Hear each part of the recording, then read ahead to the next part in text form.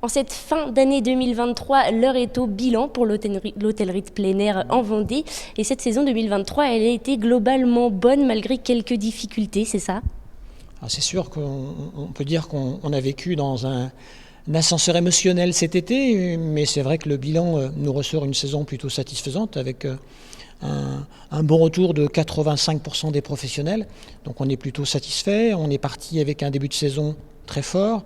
Donc je le disais, une avance en termes de réservation de l'ordre de 20% fin mars, ce qui nous annonçait une saison exceptionnelle. Et tout s'est estompé et s'est effondré mi-mai jusqu'au début juillet. Une incertitude, un contexte géopolitique qui a rendu une inquiétude malsaine au sein de nos clients qui ont préféré attendre, et on a eu une après-saison assez exceptionnelle cette année. Alors certes facilitée par une météo très favorable, mais aussi par une inflation qui a orienté certains clients pour prendre des vacances en septembre où elles sont moins chères.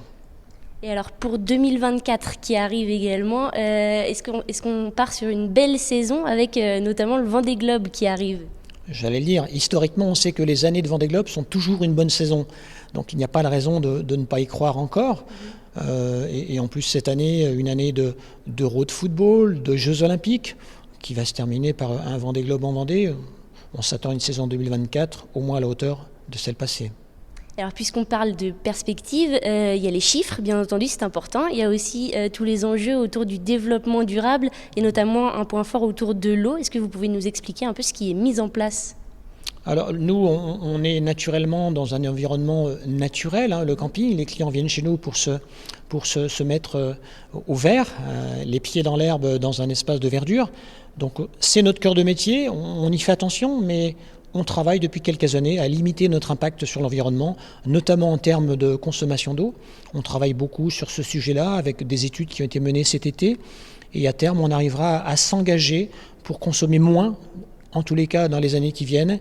Et on sera même au point d'avancer le chiffre de moins 15% de consommation sur les 2 années qui viennent, en mettant en place des systèmes techniques pratiques qui nous permettront à chacun d'économiser la ressource, sans pour autant faire baisser le niveau de qualité qu'on peut proposer sur nos campings.